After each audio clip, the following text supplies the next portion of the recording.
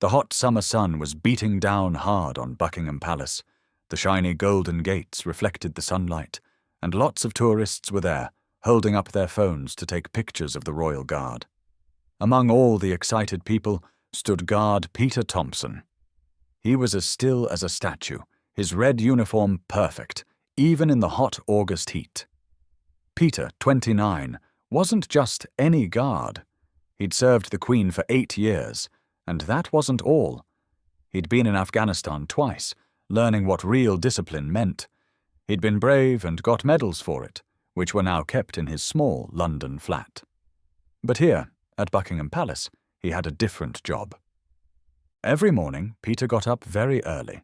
He spent 3 hours making his uniform perfect. Every button was shiny, and every strap was in the right place. Some people might think this was too much for what seemed like just standing still. But Peter knew it was important. The uniform had hundreds of years of history. Every fold and crease showed the hard work of those who had worn it before. He said later, "When we wear this uniform, we're not just ourselves. We represent something much bigger. Every photo a tourist takes, every wave from a child, every joke someone tries, we deal with it all with respect." Normally, Peter would see hundreds of tourists. Most were polite, some were funny, and a few tried to make him react. Most guards got used to this. But this Thursday afternoon was different. A group of American tourists came towards him, led by a man whose fancy clothes couldn't hide his feeling of being better than everyone else. It was 2:30 p.m., the sun was high, and the crowd was big. Nobody knew they were about to see something that would test what duty, discipline, and respect really meant. Not even Peter, who had stayed calm through 8 years of service, war, peace, rain, and shine, could have known how the next 17 minutes would test him. As the Americans got closer, the air felt heavy. Peter had never broken character before, not in bad weather or when people were rude. But when he saw a young man coming, Michael Johnson, though Peter didn't know his name yet, something felt different. The man's expensive clothes and fake smile showed he was used to getting his way, something Peter had seen many times. As Michael walked up with a look of being better than everyone, Peter was about to find out that everyone, even the most disciplined, has a limit. Michael Johnson wasn't used to being ignored. Back in Texas, his family's money made sure he got the attention he thought he deserved. At the fancy Dallas Country Club, waiters would appear as soon as he wanted them. In meetings, people twice his age listened to his every word. Even in London, his first-class flights, posh hotels, and special restaurant bookings kept him in that bubble of being treated as special. But now, standing in front of Guard Peter, Michael faced something his money couldn't buy. Real, unmoving respect. The morning had started as usual for Michael. He had a fancy breakfast at a top hotel, where he was treated like royalty. He went shopping at a famous store, where they rushed to give him private rooms to view items. But as the day went on, and he drank more, he started to feel restless. He felt that familiar need to show he was important in bigger and bigger ways. "Hey, look at this guy," Michael said to his friends, his Texas accent clear. "I bet you £50 I can make him react." His 3 friends, who were recording on their phones, laughed. They'd spent the morning going from pub to pub, using their special credit cards to get into places normal people couldn't. Now, with alcohol making them brave, they were ready for what Michael called some real fun. At first, they tried the usual things. Michael posed next to Peter for photos, making silly faces. "Come on, mate, smile." His friends laughed, encouraged by other tourists who had stopped to watch. A small crowd started to form, their phones up, ready to record what happened. A nearby street seller slowly moved his cart away, sensing trouble. He'd seen this kind of thing before. Peter stayed still, his eyes looking straight ahead.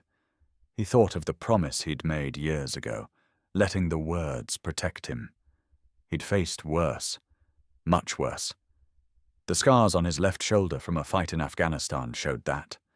He could still remember the sound of bullets, the weight of his injured friend as he dragged him to safety, the sand in his teeth as he called for help.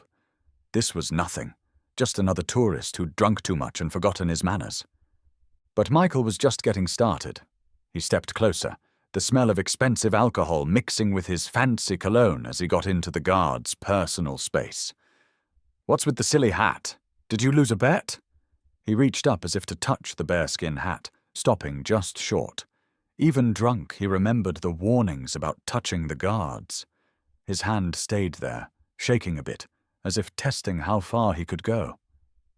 An older woman in the crowd spoke up, her British accent sharp. "Young man, show some respect." She held her bag tighter, her knuckles white. But her words only made Michael more determined. He turned to the crowd, bowing like an actor who'd finally found his stage. "Respect for what? Standing there like a shop dummy?" Michael laughed. His sunglasses caught the sun. "My taxes probably pay for all this." The fact that he was wrong wasn't funny, because his tone was so nasty. A few American tourists looked embarrassed, trying to distance themselves from him. Through it all, Peter stayed still, but his mind was busy. He noticed everything. How Michael's friends had spread out to film from different angles, the uncomfortable shifting of other tourists, the worried looks from a security officer nearby. 8 years in the military had taught him to watch, to judge, to get ready. He noticed the slight sway in Michael's stance, his forced laugh, how his right hand kept clenching, signs of someone about to do something silly. Something about Michael was different from the usual troublemakers. He was deliberately making things worse, which set off warning bells in Peter's mind. The sun had moved, casting long shadows. A cool breeze carried the sound of Big Ben chiming 3 o'clock. Peter had been at his post since early morning, his muscles trained to stay perfectly still, even though he was tired. He'd learned this in military training, and now it was both his protection and his weapon. "Maybe he's broken," Michael announced, standing right in front of Peter. His shoes scuffed the ground as he steadied himself. "Hey, robot! Anyone home?" He waved his hand in front of Peter's face, close enough that the guard could smell the expensive alcohol. The crowd had grown bigger, a mix of amused and worried people. Some had stopped filming, their discomfort clear. A young couple hurried their children away, looking disapproving. But Michael's friends were thrilled. "This is going to be famous," one called out, changing his camera angle. He wore a fancy watch that caught the sunlight. "Do the thing we talked about, Mikey!" Their excitement seemed desperate, like people trying too hard to have fun. A young girl, about 7 or 8, pulled at her mother's sleeve. Her ice cream was melting, forgotten, as she watched with wide eyes. "Mummy, why is that man being so horrible?" The question, innocent and clear, made several people shift uncomfortably. A father pulled his son closer, whispering what seemed to be a lesson about respect. But Michael either didn't hear or ignored it, too caught up in his act to notice how it affected others. Instead, he turned to the crowd, arms wide like a showman. His shirt, damp with sweat, stuck to him as he swayed. "Ladies and gentlemen, I think it's time we found out if these guards are actually real people." His voice sounded like an actor's, but there was something nasty underneath. A desperate need to show he was in charge, to control this symbol of authority that stood before him, unmoving. It was the same tone he used in meetings when putting down younger staff, in restaurants when sending back food, in life when trying to fill the hole that his money couldn't. Peter felt his jaw tighten, almost without noticing. In Afghanistan, he'd learned to read people, to know when things were about to get out of hand. That feeling was screaming at him now. He could feel the weight of his rifle, the press of his bearskin hat, the eyes of centuries of tradition watching through him. But his training kept him still, his eyes fixed on a point far away, even as Michael moved closer, even as the air got thick with tension. He could see other tourists moving back, making a circle around what was becoming a big moment. What happened next would test not just Peter's training, but what it really meant to wear the Queen's Guard uniform.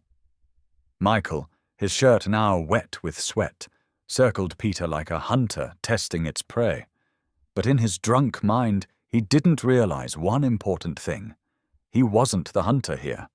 8 years of military service had made Peter very aware of every movement, every small change in the air around him. "You know what I think?" Michael announced to his increasingly uncomfortable audience. "I think these guys are just scared. Scared to move, scared to speak, scared to be real." His words were slurred, showing the alcohol that made him act brave. They hide behind tradition because they're too weak to face reality. Peter's mind briefly went back to a morning in Afghanistan, where he'd held his position under heavy fire for 3 hours to protect an injured friend. Weak was not a word he knew. Michael leaned in closer, his sunglasses now hanging from his collar. What do they even do here, anyway? Stand around like statues while the world laughs at them? He turned to his friends, who kept filming. Even though they looked uncomfortable, even they seemed to know a line was about to be crossed. An older man stepped forward from the crowd, his old RAF badge shining. "Son, that's enough. You've had your fun." But Michael was past listening. The mix of alcohol, hurt pride, and an audience had created a storm of bad judgment. "You want to know what I think of your precious tradition?" Michael's face twisted with a mix of dislike and a desperate need for attention. Time seemed to slow as he gathered spit in his mouth. Later, dozens of videos would show this moment from different angles, but none would fully show the shocked silence that fell over the crowd. The spit landed on Peter's cheek, just below his right eye. For a moment, even the birds seemed to stop singing. The crowd's gasp created a silence, as if all of London held its breath. Michael stood there, a winning smile on his face, clearly expecting something. A reaction? A breakdown? A victory? What he got instead was much more scary. Peter didn't move, didn't flinch, didn't even blink. The spit ran down his cheek like a tear, but his face stayed as still as the palace walls. In that moment, the difference between the two men couldn't have been clearer, one swaying from drink and false confidence, the other standing solid, his respect unbroken, despite the insult. The silence was broken by running feet. Palace security had finally noticed and were moving through the crowd, but it was the footsteps from behind Peter that really mattered, the march of the guard captain and his patrol. Michael, suddenly realizing his actions might have consequences, stepped back, stumbling. His friends had lowered their phones, the reality of what they'd just filmed finally hitting them. One of them muttered, "Mikey, man, what did you do?" The crowd had grown into a full circle, nobody wanting to stand too close to either man. Parents pulled their children back, but nobody left. They could sense that history was about to be made, though not in the way Michael had planned. For the first time since it began, Peter's eyes moved. They fixed on Michael with the same focus that had once tracked enemies in Afghanistan. In that look was not anger, not hate, but something much stronger, the weight of centuries of tradition, honor, and duty, aimed at one silly person who had dared to test it. Guard Captain John Harrison's voice cut through the tension. "Guard, stand down!" The command, said quietly but firmly, gave Peter permission to do something he hadn't done in 8 hours of duty. Move. The movement was careful, exact, and somehow more frightening than any sudden action could have been. Peter turned 45 degrees, stood to attention, and saluted his superior with perfect form. "Sir, permission to speak about the situation?" "Granted." What happened next would be described by witnesses in many different ways. Some would call it a speech, others a lesson, and still others would say it was one of the most powerful moments they'd ever seen. But all would agree on one thing. They had never seen respect like this. Peter reached up with a white-gloved hand and slowly wiped the spit from his cheek. His movements were slow, almost like a ceremony. When he spoke, his voice carried the weight of every soldier who had ever stood guard at these gates. 8 years ago, I made a promise. He began, his words clear and steady, not just to the Queen, but to everything these gates stand for: tradition, honor, sacrifice. His eyes found Michael, who had suddenly lost all his earlier confidence. While you were in that pub, getting up the courage to come here and make a fool of yourself, I was guarding a history that goes back hundreds of years. The crowd was completely silent now, phones still recording but forgotten in hands that hung by their sides. Even Michael's friends had stopped their nervous shifting. "You see this uniform?" Peter continued, his voice carrying across the courtyard. "Before I earned the right to wear it, I served 2 tours in Afghanistan. I've watched friends die defending the values you make fun of. This isn't a costume, sir. It's a symbol of hard work that you clearly can't understand." He turned slightly, speaking to the wider crowd now. "Every day, we stand here, not as statues or things for tourists to look at, but as living reminders of the discipline, honor, and sacrifice that built and keep this nation safe. We put up with the heat, the cold, the rain, and yes, even the odd idiot who thinks our discipline is weakness." Michael, trying to save some pride, opened his mouth to speak, but Captain Harrison's sharp look silenced him. 2 police officers had arrived and were standing ready, but they too seemed caught up in Peter's words. "You wanted to know if we're human?" Peter's voice became softer, though it didn't lose any of its power. "We are. We feel every insult, every joke, every attempt to make us react. But we stand firm because that's what duty means. Because some things in this world are bigger than being comfortable or feeling good about yourself. Some traditions deserve respect, even if you don't get them." He turned back to Michael, who had started to shrink under the weight of the moment. "You came here hoping to make a video that would go viral, to get your moment of internet fame. Well done, sir. You've done it. But not in the way you planned. Instead of showing weakness, you've shown why we stand here day after day. Because there must always be those who stand strong against rudeness, who keep their respect when others are ignorant, who remind people that honor isn't just an old word." The elderly RAF veteran in the crowd nodded slowly, tears in his eyes. Parents were pulling their children closer, talking quietly, explaining the importance of what they were seeing. "I don't expect you to say sorry," Peter finished, his voice firm. "But I do hope that someday you'll understand what happened here. This isn't about you or me. It's about everything we guard here, not just the buildings and the people inside, but the ideas they stand for." With that, Peter turned back to Captain Harrison, saluted again, and went back to his position with the same exactness that marked his every move. The spit on his cheek had dried in the sun, leaving no mark, just like Michael's attempt to spoil the institution had only made it shine brighter. The police officers stepped forward now, their duty clear, but the real judgment had already been given, not through force or anger, but through a show of character that would be remembered long after the handcuffs clicked. The arrest itself was almost a letdown after the power of Peter's words.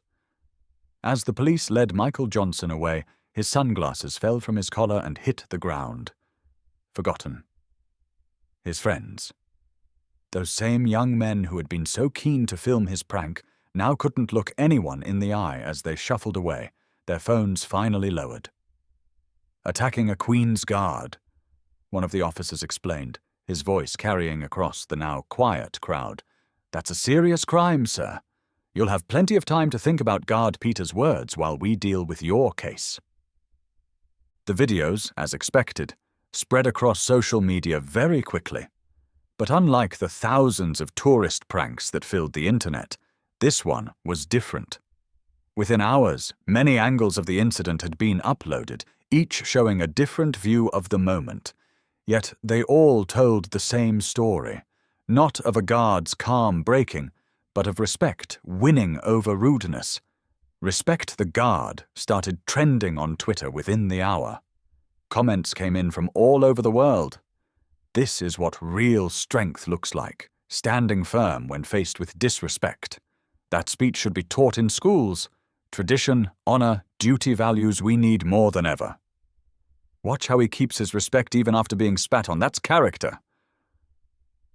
Michael's identity didn't stay secret for long. His Texas oil family's PR team tried to limit the damage, but the public had already made up their minds. The same social media he'd hoped would celebrate his bravery instead became a place to show his shame.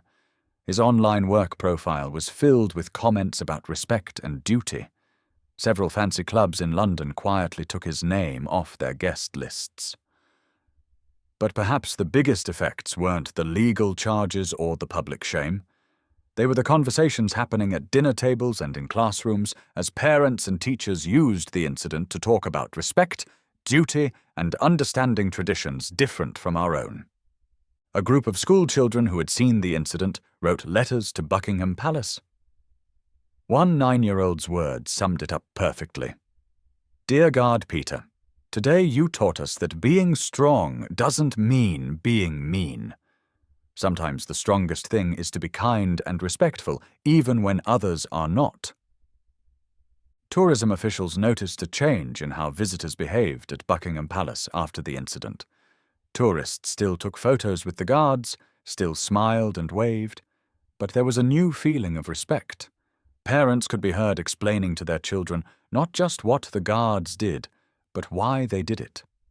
The silly jokes about making them laugh were replaced by real interest in the history and tradition they represented. Michael's case went through the legal system quickly. The judge's words during sentencing would be quoted a lot later. "In attacking Guard Peter, you didn't just attack a person, you attacked the ideas of duty, honor, and respect that he stands for. Your actions have been a powerful reminder of why these values must be kept and protected." The fine was big, but the order to do community service at organizations for veterans would be much more impactful. Michael would later say that nothing in his easy life had prepared him for the experience of serving those who had served their country. As for Guard Peter's moment that went viral, it found its way into training materials for soldiers and police forces around the world. Not for his firm stance against being provoked, but for his calm, respectful response when he finally spoke. It became an example of how to keep authority through character, not force. But through it all, Peter stayed the same. The next day, he went back to his post with the same hard work, the same exactness, the same commitment to duty. The only difference was the extra respect in the eyes of those who now understood exactly what it meant to stand guard over not just a palace, but the ideas it stands for. What would you have done in Guard Peter's place? Could you keep such respect when faced with rudeness? Let us know your thoughts in the comments below. And here's something to think about. When was the last time you saw true strength shown through holding back rather than reacting? If this story touched you, don't forget to like and share it with someone who likes stories of respect and honor. Subscribe to our channel for more powerful stories of tradition and respect, and click the bell icon to never miss a new video. Remember, real strength isn't about putting others down. It's about standing firm in your values, even when others try to break you.